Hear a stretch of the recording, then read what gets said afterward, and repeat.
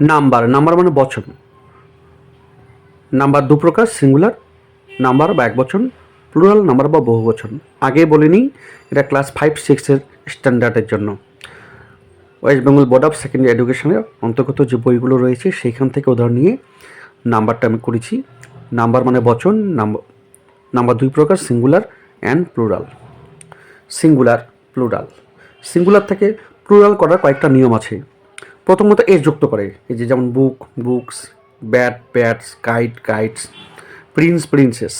তারপরে ইএস যুক্ত করে, যদি সব নাউনের শেষে এস বা ডাবল এস বা এসএইচ বা সিএইচ বা এক্স থাকে তাহলে কিন্তু ইএ যুক্ত করে বহুবচন করা হয় বা প্লুরাল করা হয়। যেমন grass, grasses, ES, bus, buses, ES, dish, dishes, ES, branch, মনে রাখতে হবে ব্রাঞ্চ সিএচ আছে, এর উচ্চারণে একটা কন্ডিশন আছে, এখানে শর্ত আছে।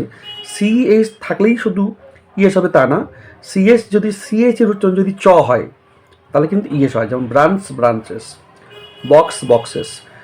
কিন্তু এই যে এখানে আছে মনার্ক, শেষে সিএইচ আছে কিন্তু উচ্চারণটা কিন্তু চয়ের মতো নয়, কয়ের মতো, সুতরাং এখানে এ যুক্ত হবে, মনার্ক। বেবি, বেবিস, শেষে ওয়াই থাকলে, ওয়াই এর আগে কনসোনান্ট থাকলে ওয়াইটা আই হবে, ইএস হবে। এই যে বেবি, বেবিস, ওয়াইটা আই হচ্ছে ইএস।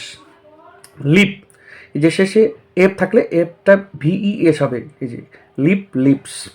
আবার এখানে এটা ব্যতিক্রম, রূপ, এটা কিন্তু রূপস এস যুক্ত হয়েছে। আবার এনে শেষে ওয়াই আছে, ওয়াই এর আগে ভাওয়েল আছে, ভাওয়েল থাকলে এখানে যেমন রে, ওয়াই আছে, ওয়াই এর আগে ভাওয়েল আছে, তাহলে কিন্তু ওয়াইটা আই ই এস হবে না, শুধু এ যুক্ত হবে, রে, রেস। এবার এটা হচ্ছে irregular noun, child, children. Thank you, follow for next update.